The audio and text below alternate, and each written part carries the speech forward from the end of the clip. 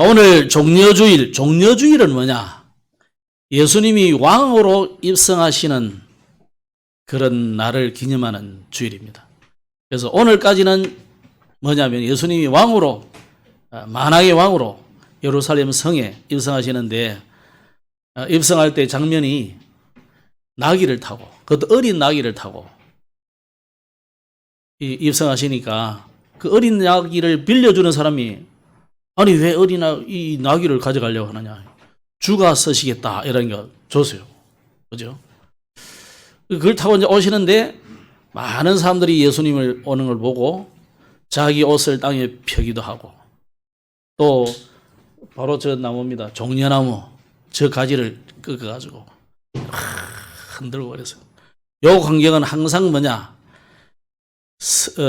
전쟁에서 승리하고 돌아오는 왕, 개선장군, 왕에게 하는 장면입니다.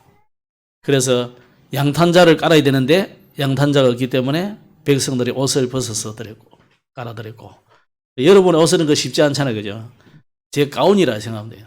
여기 딱 유대인들의 의상이기 때문에 이걸 벗어서 땅에 깔은 거죠. 그리고 종려나무 가지를 들고 외친 소리가 뭡니까? 호산나 외쳤어요. 이걸 시기하는 사람들이 막, 아니 무슨 네가 뭐냐 이랬죠. 그러니까 예수님이, 만약에 이 아이들이 소리치지 않으면 돌들이 소리칠 것이다. 왜냐? 하나님의 절대 시간표는 진행되기 때문에 그래요. 그죠? 뭐 너희들이 안 한다고 해서 안 되는 게 아니에요. 하나님의 절대 계획, 변하지 않는 하나님의 계획은 이루어지게 되어 있습니다. 오늘 종려주일이고, 이제 내일부터는 이제 고난주간이 들어가게 되는 거죠. 고난주간은 이제 예수님이 일주일 동안 여러 가지 이제 고난을 당하는 주간인데, 뭐 매일매일 고난 당하는 건 아니고, 특히 이제 금요일, 토요일 이렇게 목금토 이렇게 고난을 당하시는 장면들이 나옵니다. 여러분은 뭐 되게 일부러 슬퍼할 필요는 없고, 우리는 이 고난에 동참하는 것은, 나를 위해서 이 엄청난 고난을 주님이 담당하시고 내 모든 문제를 끝내버리구나, 이거 확실히 믿어버리면 돼요. 사람들이 안 믿고 뭐 고난 주고 슬퍼하고 뭐 고기도 안 문닥하고 뭐 커피도 안 마시고 그래 합니다. 지금도 그래 하는 사람도 있어요. 우리 교인들은 아무도 없겠지만 그래 해요. 그거 안 해도 돼요. 마음껏 많이 잡수시고 즐거우시면 웃고 떠들어도 괜찮아요. 중요한 거는 예수님이 내 모든 문제를 완전히 끝내버리다, 100% 언약 잡고 믿어보면 돼요. 아멘. 그 주간이지 뭐 껍데기로 물고 불고 뭐 안 마시고 안 먹고 뭐 그럴 필요 없어요. 많이 드시고 즐겁게 사시고 이 복음을 전달하는 그런 주간이 되기를 바랍니다. 그래서 다음 주 주일은 뭐냐? 부활주일이에요. 부활주일 오실 때는 우리가 하나님 앞에 찬양하고 감사하고 기뻐하는 마음으로 예물을 가지고 오시대. 왜냐? 부활 무덤, 예수님의 무덤에 향품에 이 여인들이 뭘 가져갔습니까? 예물을 가져갔어요. 예수님께 바를 향품 엄청 비쌉니다. 그 향유. 요즘 우리 향수도 비싸잖아요. 그러니까 평생 자기가 여인들이 시집을 가기 위해서 평생 모으는 그 향품, 향수예요. 그걸 하나님 앞에 예수님이 시체에 발라드리기 위해서 가져가더니. 그래서 그런 의미로 우리가 하나님 앞에 부활절 감사한금을 하나님 앞에 드리는 거죠. 자, 오늘은 그래서 마침 성전을 건축하는 것이 완성된 장면이고, 그 이후에 이제는 마침 6월절이 돼가지고 6월절 절기를 지키는 장면과, 사실 6월절은 하루잖아요. 하루인데 그 절기는 일주일 동안 지켜요. 그 절기를 무교절이라 그래요. 무교절. 딱 지금 절기하고 맞는 거예요, 지금. 그죠? 무교절은 고난의 주간이다. 자, 여러분, 빵을 주는데 누가 아무 이스트도 들지 않고 딱딱하게 구운 빵을 준다. 뜯어먹으면서, 그것밖에 없으면 뜯어먹으면서 주는 사람 원망하겠죠. 이 딱딱한 맛도 없는 거. 그게 바로 눈물의 떡, 무교절 떡이에요. 이스트 없으니까 얼마나 부풀지도 않고 말랑말랑하지도 않고 맛없는 거예요. 사실 카스테라 이거는 맛있는 거예요. 그 무교병을 일주일 동안 먹는 거라. 물론 먹는 고기는 소고기지만, 양고기지만, 이렇게 먹는 거죠. 뜯어 먹는 거죠. 그 절기를 지켰다. 그래서 무교절입니다. 이걸 지키게 됐는데요. 오늘 이 절기와 상당히 맞는 내용이라서 간단히 말씀드리고 오늘 세례 성찬식 같이 하도록 하겠습니다. 지난주 우리는 절대망대를 세우는 새로운 시작하자 그랬습니다.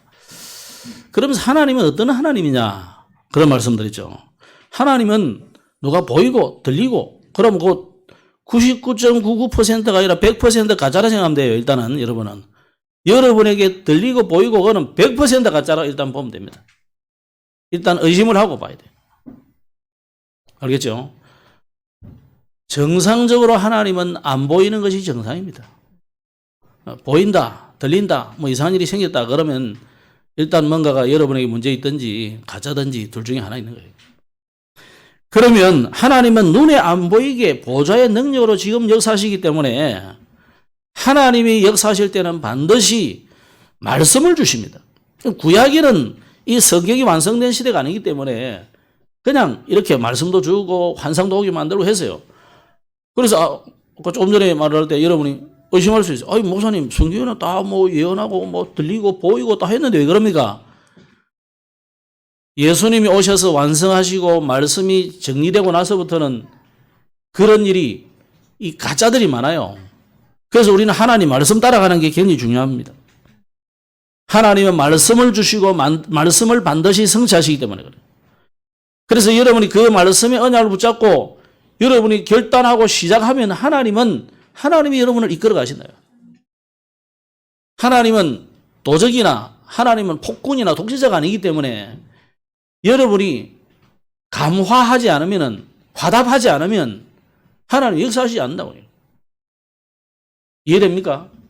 물론 너무 긴급한 일에는 강력하게 역사하는 경우도 있습니다. 일반적인 일에는 그렇다 이 말이에요.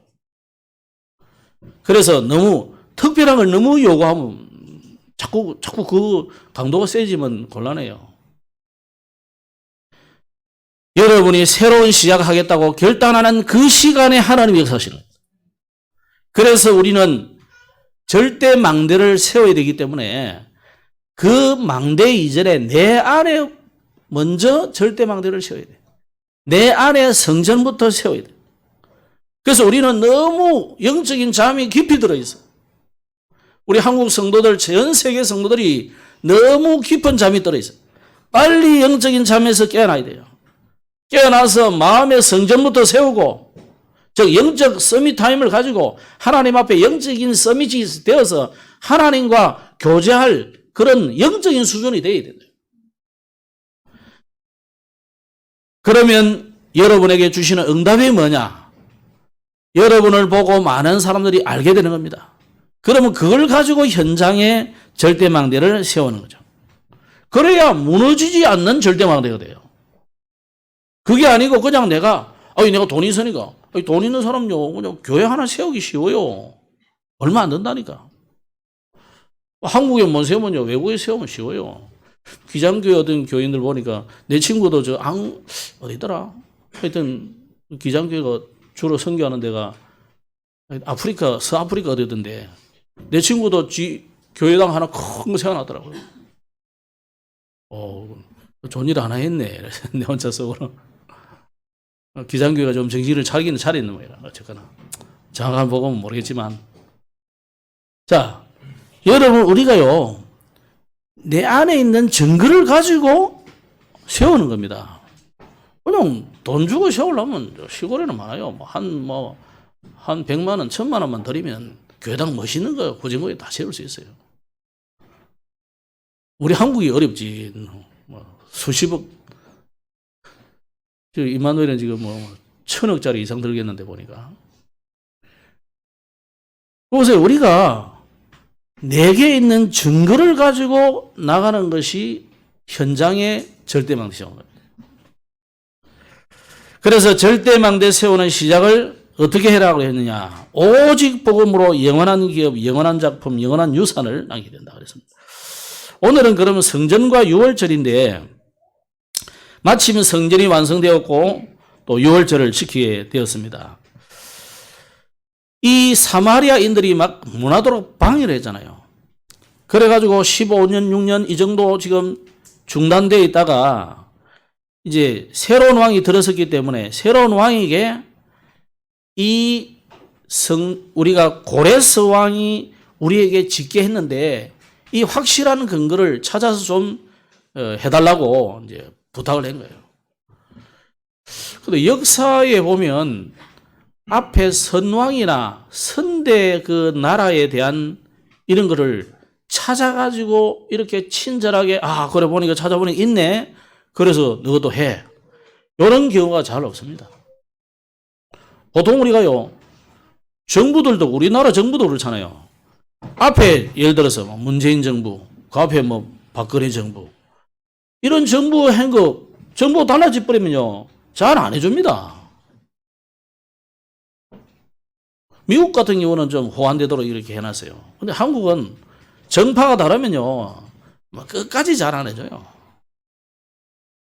그런데 보세요. 이 고레스 왕 때의 일을 다리오 왕이 확인하고 이번에는 아닥사스다 왕까지 이걸 찾아가지고 그대로 시행하라 그래다. 그런 일이 일어난 거예요. 그러면 고레스 왕이 있었던 곳은 메데도에 이제 이게 메데 원래는 메데라는 나라였는데 페르시아 제국하고 통폐합돼 버리기 때문에 메데가 하나의 이제 요즘 말하면 이제 그 우리나라 같으면 도고 저 외국 같으면은 주가 된 거죠. 주 정부의 수도가 앙메다군이라요. 거기에서 고레스 왕의 조서를 초본을 발견한 거죠.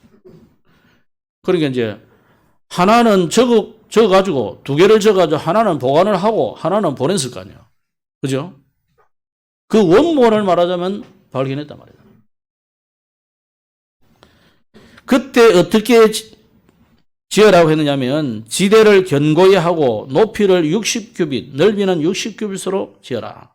한 규빗은 여기서 이만큼을 보통 한 규빗이라고 그래요. 한 30몇 cm 되겠죠. 이 정도를 한 규빗이라고 하는데 이 60규빗은 옛날 솔로몬 성전보다는 훨씬 큰 규모예요. 그리고 고레스 왕이 지어라 할 때는요. 전에보다 더 크고 화려하게 지어라 이렇게 명령한 거예요. 그래서 바벨론 제국 이어받은 메데 페르시아가 얼마나 강대한 나라입니까? 부자입니까? 그러니까 왕의 그 왕궁에서 나오는 이 모든 것을 가지고 지어라, 멋있게 지어라 한 거예요. 그런데 이걸 사마리아인들과 주변의 총독들이 한통속이 돼가지고 방해를 하는 바람에 중지된 거죠. 모든 경비는 왕실이 부담하라. 또 빼앗아온 그 성전의 은금 기명을 전부 성전 안에 각기 본래 자리에 있던 자리에 다 갖다 줘라. 이렇게 했습니다. 이게 이제 시행이 제대로 안 되고 있는 거죠. 여기에 대해서 6절 이하에서는 다리오 왕이 성전 건축을 이제는 명령하는 정도가 아니고 독려하는 거예요. 여기는. 6절 이하에서는.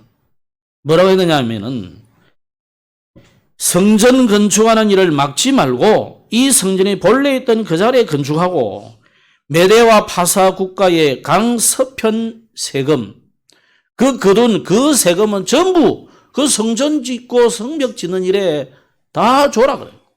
그리고 성전 봉사하는 제사장들이 매일매일 쓰는 거 무엇을 요구하든지 그대로 다 줘라는 거예요.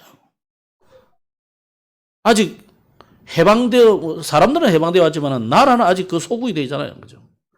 그런데도 이런 명령을 내린 거죠. 그러면서 뭐라고 했냐면 왕과 왕자들의 생명을 위해서 기도해달라. 그 제사장들이 제사 예배하면서 우리 왕과 왕자들의 생명을 위해서 기도해달라. 그 왕이라고 여러분 편안하게 잘 사는 것 같지요? 그렇지 않습니다. 얼마나 이 왕의 생명이 위태롭냐면 자기 와이프가 오는데도 손 들어주지 않으면 못 온다니까요. 그 에스더 왕비 그렇잖아요. 에스더 왕비인데 너무 임금님이 정사에 바빠가지고 얼굴을 못 봐서 몇 달째 지금. 그러니까 왕 한 번 만나러 가는데도 왕이 호를 들어가지고 오시오 이래 안 하면 못 가는 거예요. 그러니까 그만큼 왕의 생명이 이게 위험한 거예요. 그러니까 왕을 위해서, 왕자들을 위해서 기도해달라 한 거죠. 그러면서 맨 마지막에 13절에 보면 이 명령을 누구든지 만약에 살짝 바꾸거나 이렇게 변조를 하면은 그 집에 들보를 빼버린, 들보를 빼면 어떻게 되는 거예요? 집 폭삭내라는 거죠. 그러면서 그 집터를 거름더미로 만들어라. 여러분, 거름더미는 요즘 젊은 사람들 모르죠? 본래 옛날에는 농사를 짓기 위해서 화학 비료가 없기 때문에 전부 짐승의 똥, 새똥, 예? 뭐, 이런 걸 전부 모아가지고 이 지풀하고 이런 거 섞어가지고 이걸 많이 산천 대산까지 쌓아놓는다고. 그럼 이게 비가 오고 뭐 이래가지고 냄새가 오늘 같은 날에는 냄새가 엄청나요. 또 이게 연기가 아니고 아지랭이 같은 게 올라온다고. 그 안에 온도가 엄청 이제 부패하면서 막 이렇게 발효하고 그러거든요. 너희 집을 이 왕의 명령을 변조하고 이상한 짓을 하는 놈, 막는 놈들은 들보를 빼고 그 집을 거름더미로 만들었다. 아주 엄한 명령이죠. 그냥 명령이 아니라니까요. 그러면서 이제는 성전 건축을 완성하고 봉헌식을 하는 겁니다. 자, 봉헌식이 진행됐는데 사용된 많은 이 수소, 수양, 어린 양 이쪽 말씀해 놨죠. 여러분 이게 이 성전이 지어진 것이 정확한 연대가 기록되어 있어요. 성경을 어떤 사람은 아이고 소설이다 그냥 쓴 거다 그러지 않습니다. 이거는 정확한 역사입니다. 다리오 왕 6년 아달월 3일이라는 말은 BC 536년에 공사가 시작돼 가지고 BC 516년에 완성됐단 말이에요. 이거 정확합니다. 역사 속에. 거기에 수종된 사람들이 바로 스룹바벨을 비롯해서 학개와 스가랴 이런 사람들이 말씀을 주기도 하고, 그래서 우리는 스룹바벨 성전 이렇게 말하는 거죠. 두 번째 성전을 스룹바벨 성전이라는 겁니다. 그러면서 이제는 속죄제를 위해서 수염소 12마리를 지파수에 따라 드렸다고 말씀하고 있습니다. 그 날짜가 이제는 그렇고요. 그 이후에 6월절 절기와 무교절을 지켰는데 이제 이 유대인들, 이스라엘 사람들은 한 해의 시작이 언제냐면은 우리로 같으면 우리는 지금 봄도 아니고 겨울이 한 해를 시작하잖아요. 양력은 그죠? 근데 이 유대인들은 한 해의 시작이 출애굽한 그 날이 한 해의 시작이에요. 여기 의미가 있죠, 그죠? 그게 12월이다, 1월이다, 그 상관없어요. 자기들은 출애굽한 그 날이 한 해의 시작이야. 왜? 하나님이 그렇게 한 해의 시작을 그렇게 하라 그래도. 그러면 저와 여러분의 생일이 있고 기념일이 있겠지만 진짜 여러분은 언제부터 시작이냐? 예수 믿고 구원받은 하나님의 자녀가 되는 그날부터 시작이 되는 거예요. 아유, 나는 영적 생일 잘 모르겠어요. 그럼 세례받은 날 해도 돼요. 오서연 씨 같은 경우는 오늘 세례받으니까 이날을 해도 돼요. 구원파는요, 그 날 모르면 또 구원 안 받은 거래. 나는 몰라요. 나는 언제 생인지 영적 생일이 몰라. 왜냐, 어릴 때부터 모태로부터 다녔기 때문에 내가 그 믿음이 언제부터 출발했는지 나는 사실 몰라요. 구원파가 나를 만나면 내가 좀 애매한 일이 있을 수 있어요. 아무 상관없어요. 내가 구원받은 사실이 확실하고 내가 하나님의 자녀란 이 분명한 확신을 가지고 있으면은 생일이 언제든 무슨 상관이 있어요. 아니, 여러분 생일 다 진짜 그대로 맞습니까? 엄마가 그렇다 하니까 그런 줄 아는 거지. 안 그래요? 혹시 딴 집에서 데려온 자식 아닐까요? 그런 생각 안 해봤어요?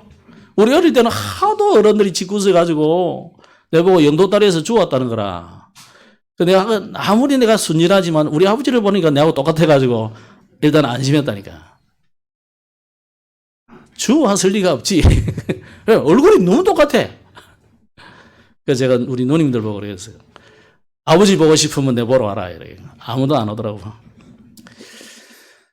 자, 여러분 영적 생일이 오늘, 그죠? 영적인 생일. 모든 시작이 뭐부터 되어야 된단 말입니까? 구원받은 이후부터 시작되어야 되는 거예요. 모든 시작을 이 확신을 가지고 시작해야 됩니다. 이게 되지도 않았는데 뭐 한다, 뭐 응답 받으려고 하고 막 소용없어요. 하나님의 자녀부터 되어야 되는 줄 믿습니다. 두 번째로 그러면 우리가 이 성전 건축을 완성하고 6월절을 지켰다고 그랬는데 우리의 마음의 성전, 현장의 성전, 마음의 성전, 이건 확신이잖아요. 그죠? 현장의 성전, 여러분의 현장에 전도하는 현장 지교회, 현장의 다락방, 이거 하셔야 돼요. 뭐 전도 이전에 여러분의 신앙인의 양심상 내가 있는 현장에서 시간을 정하고 장소를 정하고 하나님 앞에 예배하고 기도하고 요거 정해셔야 된다. 이거. 주일 예배만 딱 맞추고 집에 가서 성경, 옛날 같으면 성경책 던져놓고 뭐 먼저 불불 사이도록 그런 신앙생활 하면 별로 하나님하고 관계 없습니다. 오늘부터 여러분 바꾸셔야 돼요. 신앙생활을. 내 집에서도 물론이고 교회에서는 당연한 것이고 내가 있는 현장에서 하나님과 1대1로 만나는 타임을 가지시라. 그게 현장의 성전 짓는 거예요. 현장의 절대망대에 세우는 겁니다. 그래서 그곳에서 현장을 위해서 기도하고 여러분이 사장님이 아니라면 사장님을 위해서 기도하고 여러분 애미기는 상사를 위해서 기도하고 아래 사람이 좀 잠 못한다 그러면 그 사람 위해서도 기도해주고 격려해주고 그 시간을 가지는 거예요. 그리고 주변이 좀 지저분하면 일찍 가서 좀 청소도 하고 정리도 해주고 혹시 잘 못한 사람이 있으면 좀 돌봐주기도 하고 그게 하나님의 자녀다움이잖아요. 그죠? 아름다운, 예? 크리스찬다운 사람이 될 거 아니에요. 그때 여러분 주변 사람들이 감동받지. 여러분하고 세상 사람들은 엄청 계산적입니다. 주고받고 없는데 뭐 따라오겠어요? 안 따라옵니다. 감동 안 받습니다. 왜냐? 여러분보다 훨씬 훌륭한 불교인도 많고 전혀 종교인 아닌 멋있는 사람 너무너무 많기 때문에 그래요. 물론 우리가 그거 했다고 데리고 오는 이런 건 아닌데 데리고 오는 게 주목적인 건 우리가 아니잖아요. 정말 예수 믿고 그 사람이 인생이 바뀌고 운명이 바뀌어야 되는데 나로 인해서 걸림돌이 되면 안 되잖아요. 그죠? 나는 도대체 저 아무개시기 때문에 내가 예수 믿기 싫다. 그렇게는 안 되게 되잖아요. 우리가 적어도 뭐 못 데리고 오고 뭐 전도를 못할 망정 막지는 말아야 될 거 아니에요. 아이고 내 교회 가기 싫다. 왜? 그 아무개 장로가 있는데 그 인간 보니까 교회는 영 틀린 것 같다. 우리 책임 있는 거예요. 그게.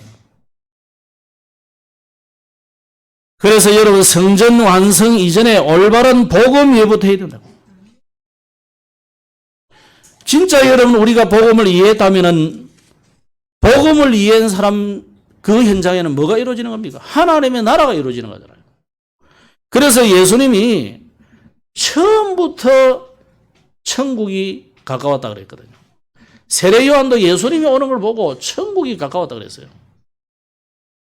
근데 예수님이 또 천국이 가까웠다 해놓고는요, 이 천국을 회개하라, 천국 가자 이래야 되는데 천국이 가까웠다 그랬단 말이에요.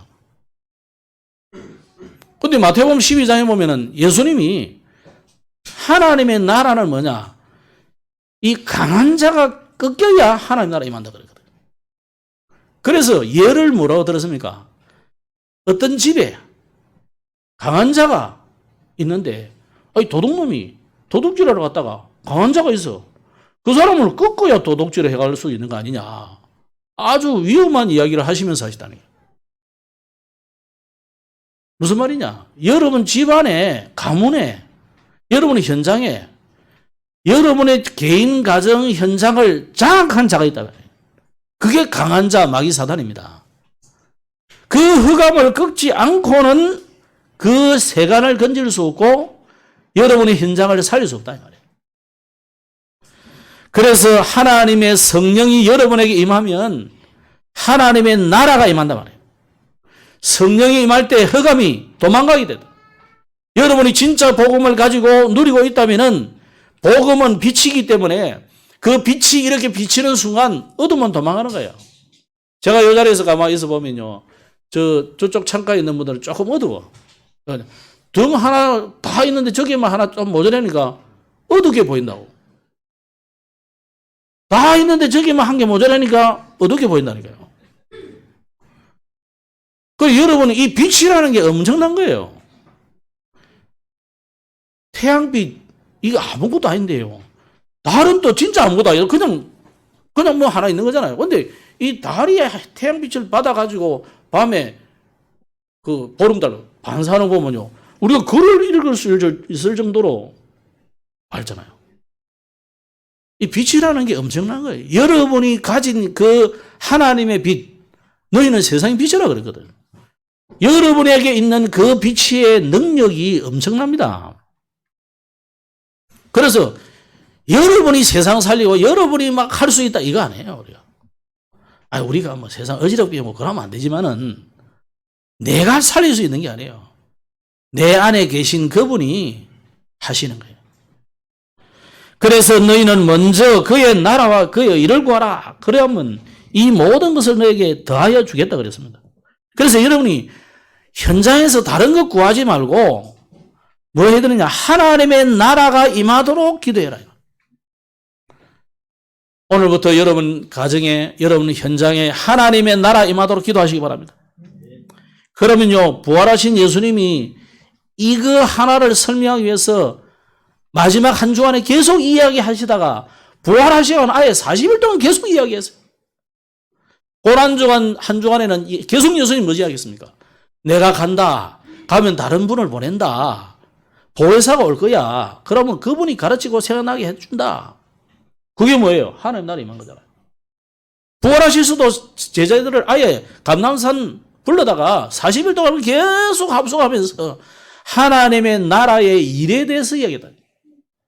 바울도 이 말씀을 가지고 계속 2년 동안 두란노 서원에서 메시지했어요. 오늘 여러분 현장에 성전 완성 이전에 이 복음부터 이해하시고 여러분 현장에 하나님 나라 임하도록 계속 기도하시고 그래서 진짜 복음이 각인 뿌리 체질되기를 주 이름으로 축복합니다. 이 비밀을 알았던 다윗, 이 비밀을 이해한 솔로몬, 이 사람들을 통해서 하나님이 성전을 짓게 했어요. 이거 이해 안 된 사람들은요, 성전 지어가지고는 시대마다 망했다니까요. 왜 유럽의 교회들이 지금 무너집니까? 이 성전의 의미를 모르고 이 하나님의 나라의 비밀을 모르고 막 지었으니까요. 그게 나중에 천주교 돼버리잖아요. 지금 미국에도 수많은 교회들이 있습니다만은 이 복음이 증거되지 않으니까 하나님이 그 안타까운 마음으로 교회당을 닫으시는 겁니다. 지금 계속.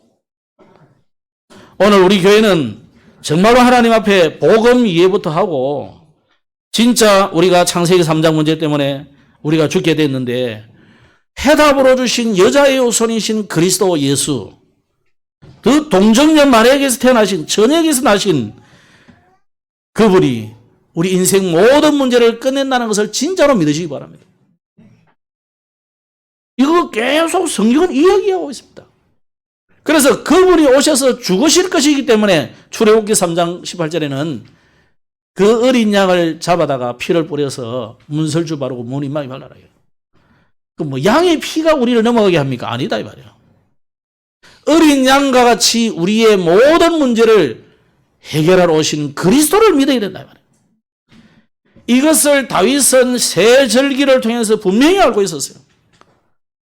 그분이 우리의 모든 문제를 끝냈다. 6월절.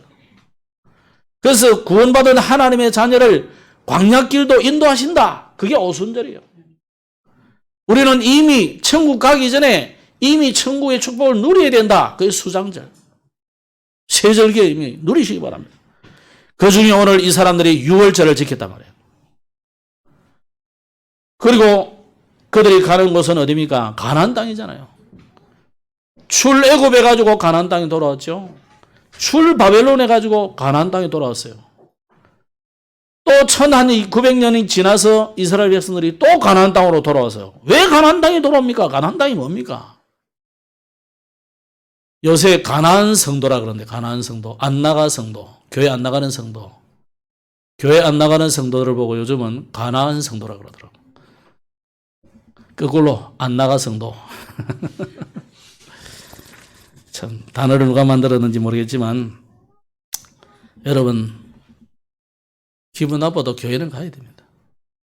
더러워도 교회는 가야 되고 안 입고 와도 교회는 가서 은혜를 받아야 돼요. 그래야 여러분이 사는 길이에요. 안 나가면 내만 손해요. 회개하시고 아무리 더러워도 교회는 가야 돼. 그렇게 만들어놔서요. 우리 인간은요, 하나님의 말씀 듣고 예배하고 그래 살도록 만들어져 있다니까. 내 혼자서 집에서 하면 되겠죠? 물론 됩니다. 근데 하루, 이틀, 열흘, 한 달, 1년, 2년, 10년. 자, 그런 성도가 전도하는 성도 봤어요? 의식화 교육은 합디다. 옛날에 함석헌, 이 사람이 무교주의자거든요. 일본의 우치무라 간조의 영향을 받은 사람이에요. 근데 이 사람이 복음은 절대 안 전해도 공산주의 사상은 전했어요. 그런 거는 해. 전도는 절대 안 해. 여러분, 그래 됩니다. 나도 모르게 어긋난 길 한 벗어나기 시작하면 철로 가요. 부산 역에서 출발해가지고 부산 진역 지나가고 조금 뭐 범인역쯤 되면요. 철로 탁 나눠진다, 이거. 하나는 동해선으로 오고 하나는 경부선으로 가본다. 별 차이가 없게 보여요. 어느 날 내가 어디 서 있는지 나중에 보면요. 완전히 다른데. 여러분 진짜 우리 안 나간 성도들은 기억해야 돼요. 그래서 단순하게 가나안 땅에 가는 게 무슨 의미가 있느냐. 아니 뭐 대한민국은 안 됩니까? 그러가 뭐 우리나라에 30몇 명의 이단들이 동방에 해돋는 곳이 메시아 온다 해가지고 그래가지고 죽성에 점치하는 거예요. 박대성이는 그런 거예요. 요 주변이 많은 게 안사홍도 원래 해운대에서 시작했거든요. 요 동쪽이다 이거예요. 많습니다. 뭐 그다음에 무슨 농민 운동하는 뭐 있어요. 저 해외 가가지고 이상한 짓 하는 놈 하나 있어요. 유재일도 아니고 그 한간에 뭐 문제 엄청 일으키잖아요. 아들 뭐 요즘도 뭐 아이들 보고도 뭐 당신의 아이를 낳아드리겠습니다. 이런 놈이 미친놈 하나 있어요. 이 전부 동쪽에 많아. 근데 이제 기독교와 막 디스크한 거는 호남 쪽에 많아 또. 전부 동방. 이게 그럼 뭐 이건 안 됩니까? 그게 아니다니까. 한국에 그리스도는 오시지 않습니다. 왜 가나안 땅에 오느냐? 하나님의 약속이 가나안 땅에 온다는 거예요. 그래서 여러분 우리가 뭐 성경에 간혹 뭐 동쪽에 어쩌고 하는 거는요. 대한민국 아니에요. 그 가나안 땅에 좀 동쪽이에요. 성경을 자꾸 우리식으로 자꾸 해가지고 하면 그 순간 꼬인다니까요. 성경에는 동방에 해돋는 쪽 기자는 아닙니다. 좀 더 가려면 그러면 그 간절곶인데 그 간절곶에 지어야지 왜 기장이 지어? 말이 안 되는 소리지. 그러니까 그 무속인들 있잖아요. 저는 유영사님 메시지 속에 그러죠. 아니 무속인이 북쪽으로 이사를 가야 된다는데 이사를 갔는데 왜 문제 왔냐 이거. 아들이 죽었대. 딱 광위를 딱 놓고 보니까 완전 북쪽이 아니고 북북성가 뭐 북북동인가 그랬대. 그것만 해도 틀리는데. 그래 성경을 내식으로 해석하면 안 돼요. 가나안 땅 누가 오느냐? 그리스도가 오시는 땅이에요. 아브라함에게 하나님 약속이잖아요. 이 땅에 메시아 온다니까 이 땅에. 그죠? 이삭이 그 약속 붙잡은 거예요. 야곱이 그 약속을 붙잡고 외삼촌 집에서 살면 될 텐데 돌아왔다니까요. 왜 형이 죽이려는 그 죽음을 무릅쓰고 돌아왔어요? 약속의 땅이 여기니까. 왜 요셉이 세계복음화를 애굽에서 했잖아요. 했는데 왜 또 돌아옵니까? 또 나중에 너희들이 갈 때는 내 해골을 메고 가라 왜 합니까? 해골 안 메고 와도 돼요. 근데 요셉의 언약이 뭐냐? 내가 붙잡은 언약이 가나안 땅에 오시는 메시아 그리스도 그분이다 이 말이에요. 그게 뭐 해골 들고 메고 가라 안 메고 가라 그게 그리 중요한 게 아니에요. 나의 언약은 영원한 언약은 메시아 가나안 땅에 오실 그 메시아 그리스도 붙잡다 이 말이에요. 성막과 언약궤 또 성전을 지었잖아요. 그 주인이 누구냐? 그 유월절인 주인이 누구냐? 그리스도이신 예수님입니다. 그래서 가난하고 병들었지만 이 예수님을 따르는 사람들 중에 한 사람들이 다 뭐랍니까? 다윗의 자손 예수여 나를 불쌍히 여기십시오. 그러더라. 다윗의 자손 예수. 언약대로 오시는 예수님이 말이에요. 박태수 씨는 다윗의 후손이 아니에요. 안상호는 하나님의 뭐 교회라고 세워놨는데 헷갈리게 소리 해놨는데 다윗의 자손이 아니에요. 넓게 보면 우리는 노아의 후손이잖아요. 함의 후손이잖아요. 한국 사람 우리 보고 다 단군이라고 다의 후손 맞을지라도 굳이 그렇게 땡길 필요 없어요. 어차피 로마서 3장 23절인데 메시아는요 다윗의 후손으로 오신다 이 말이에요. 그래서 우리는 정확한 언약을 붙잡을 때 오는 응답이 있습니다. 이 사람들이 정확한 언약을 붙잡았어요. 오늘 본문에 나오는 학개, 스가랴, 또 스룹바벨 이런 사람들이 무슨 언약을 붙잡았냐? 특히 스가랴 같은 선지자는요 세계 살릴 성전의 언약을 붙잡았어요. 지금 전 세계는 신전 전쟁이라.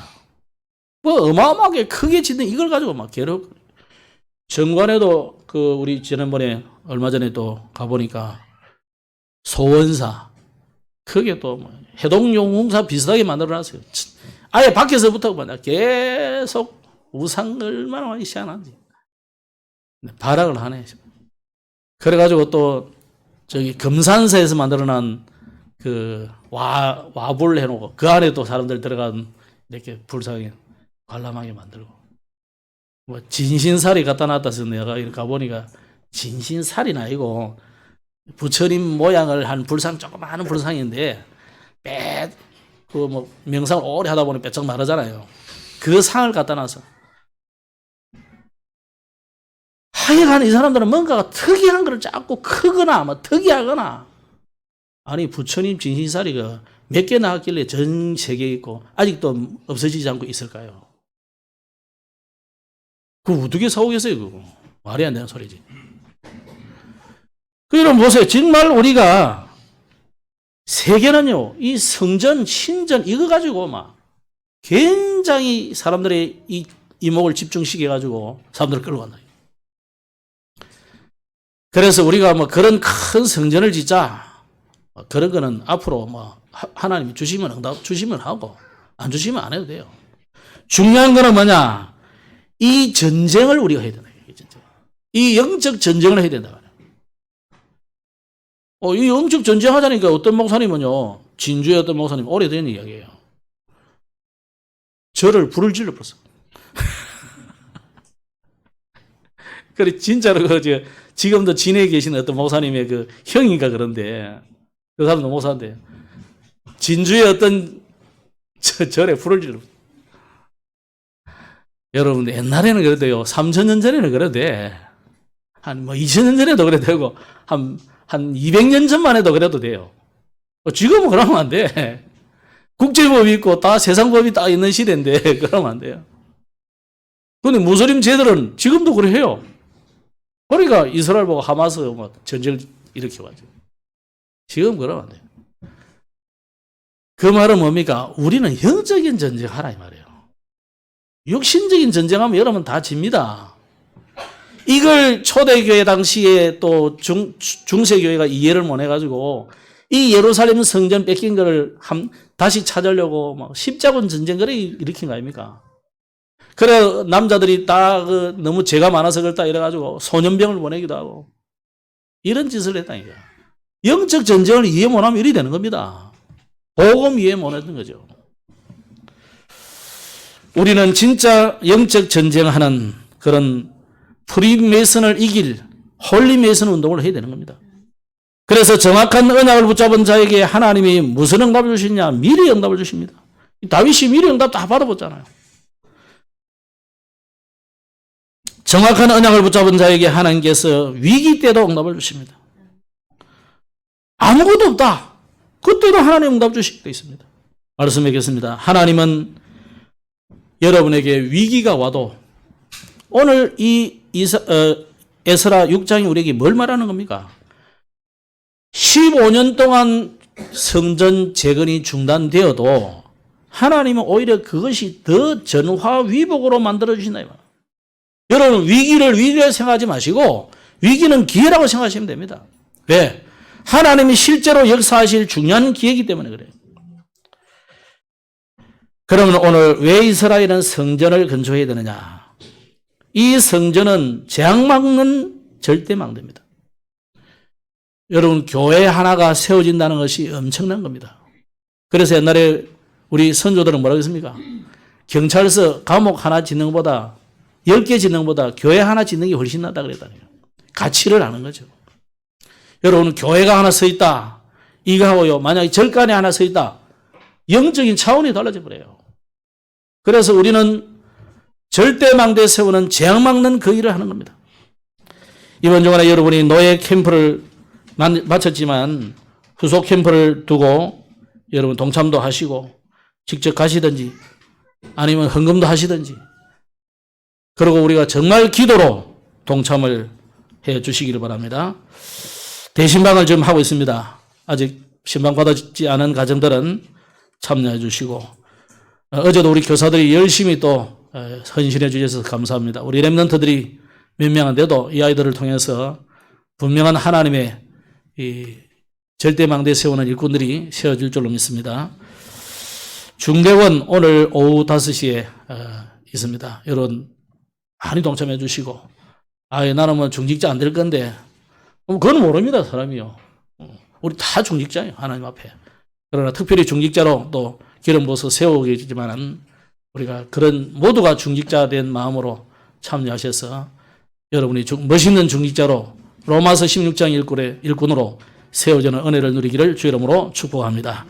기도하겠습니다. 하나님 아버지 감사합니다. 오늘도 기조한 말씀을 주심을 감사합니다.